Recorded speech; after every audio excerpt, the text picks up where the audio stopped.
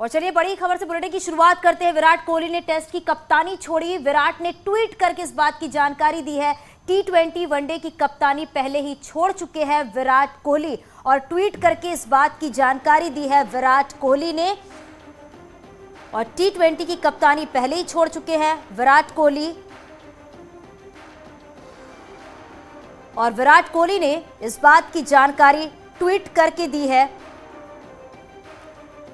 विराट कोहली ने कप्तानी छोड़ दी है। हालांकि अब कप्तानी कौन करेगा यह भी देखना होगा। क्या मेंटर्स के तौर पर विराट कोहली नजर आएंगे या फिर कुछ और चेंजेस देखने को मिलेंगे, लेकिन विराट कोहली ने ट्वीट करके इस बात की जानकारी दी है। उन्होंने ट्वीट किया है और कप्तानी छोड़ दी है। इस बात की जानकारी विराट कोहली ने ट्वीट करके दी है।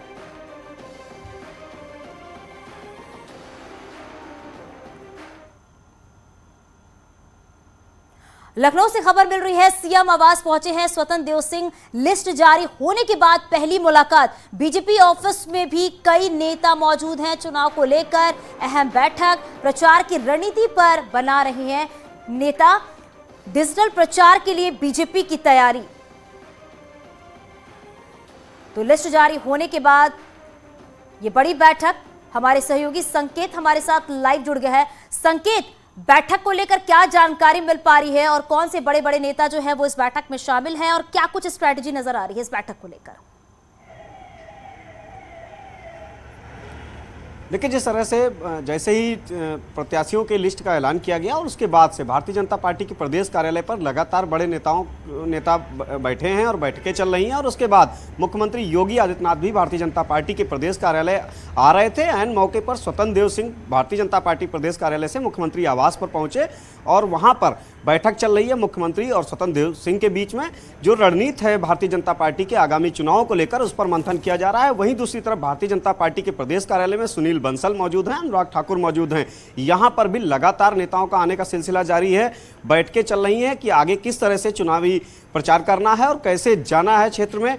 आगामी जो भारतीय जनता पार्टी की रणनीति है उस पर मंथन किया जा रहा है। वहीं दूसरी तरफ जिन 20 विधायकों के टिकट कटे हैं उनको भी किस तरह से मनाया जाए और किसी तरीके से कोई विपक्ष को मौका ना मिले, ये तमाम रणनीति भारतीय जनता पार्टी की तरफ से बनाई जा रही है।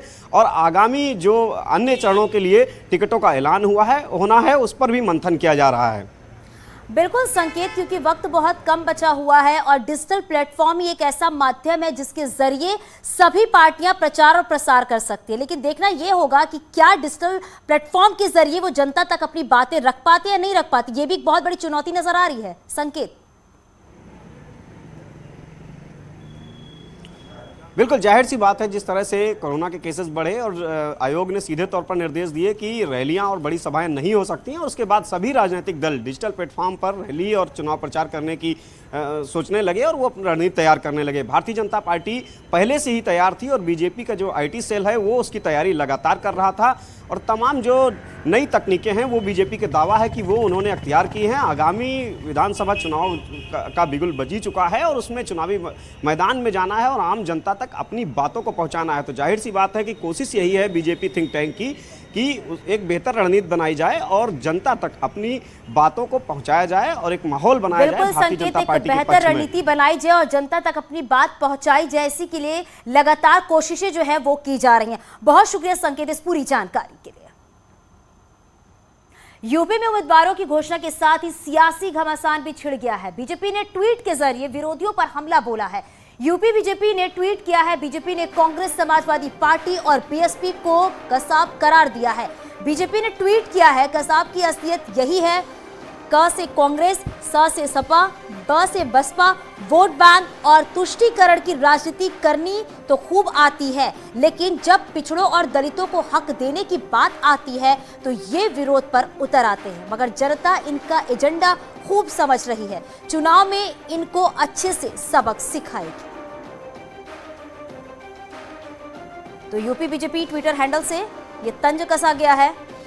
बीजेपी के निशाने पर विपक्ष कांग्रेस, सपा और बसपा पर तंज कसते हुए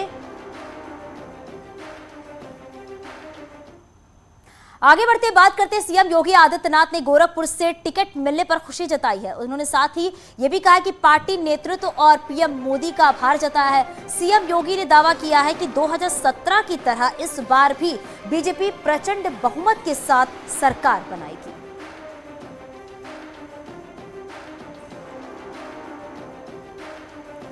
तो सीएम योगी आदित्यनाथ गोरखपुर से चुनाव लड़ेंगे।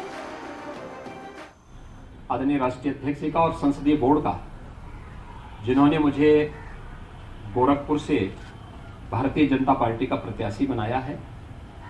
गोरखपुर की जनता जनार्दन और कार्यकर्ताओं के सहयोग से, अपने सभी वर्तमान और पूर्व जनप्रतिनिधि और पदाधिकारियों के सहयोग से भारतीय जनता पार्टी न केवल गोरखपुर में बल्कि पूरे प्रदेश के अंदर आज पहली सूची भारतीय जनता पार्टी की फर्स्ट और सेकंड फेज के चुनाव की जारी हुई है।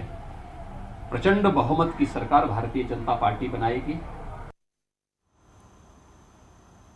सीएम योगी आदित्यनाथ को गोरखपुर सदर सीट से उम्मीदवार बनाए जाने से बीजेपी कार्यकर्ताओं में उत्साह है। गोरखपुर से सांसद रवि किशन ने भी खुशी जाहिर की है और उम्मीद जताई है कि योगी आदित्यनाथ की एक तरफा जीत होगी।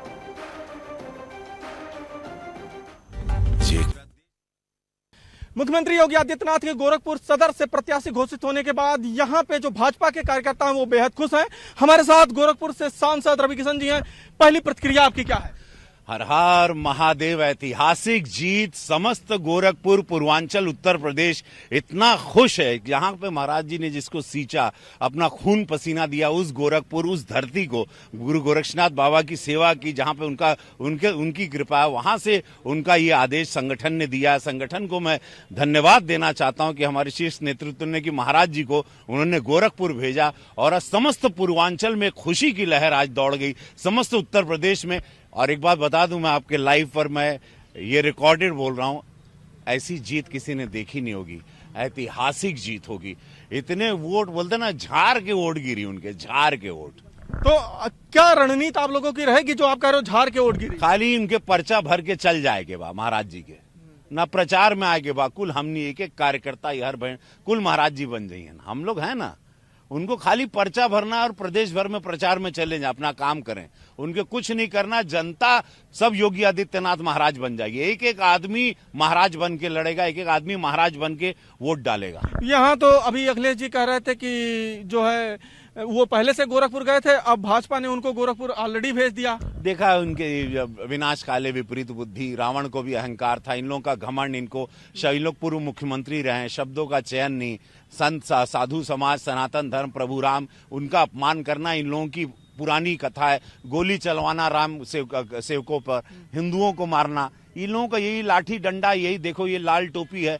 इन लोगों को खाली गोजी मारना आता था। वो दलितों को मारा, इन लोगों ने पिछड़ों को मारा। सब दलित, सब लोग जान रहे हैं, जितने भी दलित भाई हैं, पिछड़ा हैं, अगड़ा हैं, कुल जाना ताड़न कि जब भी सपा आई है उन लोगों को कितनी कुटाई की है। तो उन लोगों की एक कुटाई वाली पार्टी बा सपा, तो इन लोग की शब्द भी कुटाई की है और इन लोगों को इस टाइम पे कुटाई के साथ ही बुरी तरह उत्तर प्रदेश में हराया जाए। अच्छा, जब पार्टी ने उनको प्रत्याशी महाराज जी को यहाँ से घोषित किया तो उस वक्त आप मंदिर में ही थे? हम उस टाइम मंदिर में थे। तो महाराज जी के सामने ही थे? हमने कहा हर हर महादेव, महाराज जी के समक्ष थे। हमने कहा हर हर महादेव, और क्या बड़ा। और मला महाराज जी बस पर्चा भर के चल जाए, इतना। महाराज जी की क्या प्रतिक्रिया थी उस वक्त? वो मुस्कुराते हैं, तो मुस्कियाना, उन्होंने बोला जो आदेश आ गए। और बात करते हैं डिप्टी सीएम केशव प्रसाद मौर्य को सिराथू सीट से उम्मीदवार बनाए जाने पर बीजेपी कार्यकर्ताओं में जश्न का माहौल है। तमाम कार्यकर्ताओं ने केशव मौर्य को जीत दिलाने का दावा किया है। सिराथू सीट पर चुनाव में उम्मीदवार की जीत का भविष्य दलित और पिछड़े वर्ग में मतदाता तय करते हैं। यहां अनुसूचित जाति के करीब 45% मतदाता, दूसरे नंबर पर पिछड़े वर्ग के 24% मतदाता। सिराथू सीट पर हार जीत का फैसला अनुसूचित वर्ग के मतदाताओं के हाथ में।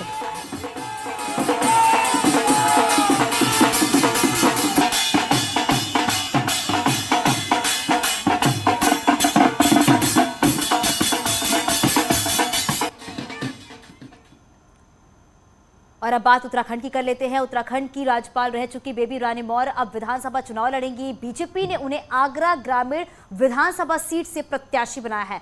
टिकट मिलने के बाद न्यूज 18 से खास बातचीत में बेबी रानी मौर्य ने खुशी जाहिर की है और जिम्मेदारी निभाने का वादा किया है। और इसके अलावा बीजेपी प्रत्याशी ने दल बदलू नेताओं पर प्रतिक्रिया भी दी। सीधे बेबी रानी मौर्य जी से मैम बताइएगा, आपको आप उत्तराखंड की राज्यपाल रही, उसके बाद संगठन में आई और अब ये जिम्मेदारी कैसा महसूस कर रही हैं आप? देखिए, हम भारतीय जनता पार्टी के कार्यकर्ता हैं, इसमें कोई बड़ा कोई छोटा नहीं होता है। पार्टी जब जो जिम्मेदारी देती है वो कार्यकर्ता को निभानी चाहिए। जो पार्टी ने आज मुझे जिम्मेदारी दी है उसको मैं निभा रही। तो आप जो है ग्रामीण से उम्मीदवार हैं, क्या संदेश देना चाहेंगी, किस तरह से विकास कराना चाहेंगी? आप चूंकि उत्तराखंड में भी रह चुकी, काफ़ी विकास वहाँ भी आपने कराया, तो यहाँ किस तरह काम करेंगी? नहीं, देखिए, हमारी दोनों सरकारें, चाहे केंद्र सरकार मोदी जी की सरकार हो, चाहे राज्य सरकार योगी जी की सरकार हो, ये लोग हर समय संवेदनशील होके पिछड़ों के लिए, दलितों के लिए, गरीबों के लिए कार्य लगातार कर रही हैं और हम भी उसी लाइन पर चलेंगे, वही कार्य करेंगे। और मैं सबसे पहले तो अपनी भारतीय जनता पार्टी को बहुत बहुत बधाई देना चाहती हूँ। लोग बीजेपी छोड़ के जा रहे हैं, तरह तरह के आरोप लगा रहे हैं। 5 साल तक बीजेपी में रहे और अब छोड़ दिया, तो ऐसे में क्या कहना चाहेंगे? देखिए, ऐसे अवसरवादी नेताओं के लिए मुझे कुछ नहीं कहना, जो हर 5 साल बाद अगर पार्टी बदलते हों। उनका कोई धर्म नहीं है, कोई ईमान नहीं है। जहां उन्हें लगता है कि जहां मेरा भला कैसे होगा वो वहीं चल देते हैं। ऐसे नेताओं के लिए मुझे कुछ नहीं कहना, वो तो जनता सबक सिखाएगी उन्हें। बीजेपी की पहली लिस्ट को लेकर कांग्रेस नेता आचार्य प्रमोद कृष्णम ने न्यूज 18 से खास बातचीत की। प्रमोद कृष्णम ने कहा है कि बीजेपी का हाईकमान बैकफुट पर है और पहले 100 से ज्यादा विधायकों के टिकट काटने की तैयारी थी, लेकिन बीजेपी ने डर कर सिटिंग विधायकों को टिकट दिए हैं। बहुत कम लोगों के टिकट कटे हैं, हालांकि जिनके कटे हैं उन्हें बड़ा मलाल भी है, लेकिन अधिकांश जगह बीजेपी ने अपने जो प्रत्याशी हैं उनको रिपीट किया है। इसके पीछे की वजह आपको क्या लगती है? देखिए, बीजेपी की हालत बड़ी ख़राब है। बीजेपी पर लोग भरोसा नहीं कर रहे हैं। बीजेपी हाईकमान ये बात जानता था, इसीलिए वो अपने 100 से ज़्यादा विधायकों के टिकट काटने के लिए तैयारी कर रहे थे। उनका मानना ये था कि विधायकों के ऊपर इस नाराज़गी का ठीकरा फोड़ दिया जाए। वो ये मैसेज दे देते कि साहब, नाराज़गी भाजपा से नहीं है, नाराज़गी विधायकों से है, विधायकों के टिकट काट दिए गए, अब हम फिर साफ सुथरे होकर आपके सामने आए हैं। लेकिन जिस तरह से भगदड़ मची तो बीजेपी डर गई, बीजेपी हाईकमान डरा। पहली बार ऐसा हुआ है पिछले 8-10 सालों में कि भाजपा हाईकमान बैकफुट पे आया है, तो उन्होंने ये ज़्यादा टिकट काटने वाला जो सिलसिला था ये रोक दिया। ये इसका मुख्य कारण है।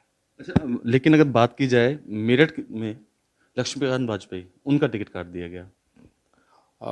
लक्ष्मीकांत जी के आगे क्योंकि वाजपेयी लग रहा है, वो ब्राह्मण है, तो उनका टिकट भी काटा जा सकता है और उनका कद भी छांटा जा सकता है। पिछले बहुत दिनों से भाजपा जो है वो ब्राह्मणों के वरिष्ठ नेताओं के कद छांटने में लगी है, तो इसमें कोई आश्चर्य नहीं होना चाहिए। एक सब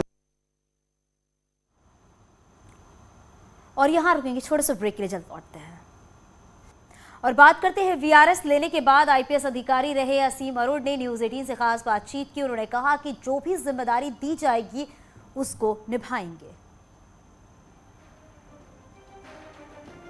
हैं आप और क्या मंजिल है, लक्ष्य कहाँ तक तय किया है आप? लक्ष्य बहुत लंबा है और मैं समझता हूँ कि जिस तरीके से 28 साल का पुलिस का सेवा काल मैंने पूरा किया है, बड़ी खुशी से और गौरव से पूरा किया है, आने वाला सेवा काल भी ऐसे ही 25 से 30 साल का होगा। तो एक जीवन में 2 सफ़र का आनंद मुझे मिलने वाला है और अंतर बहुत है।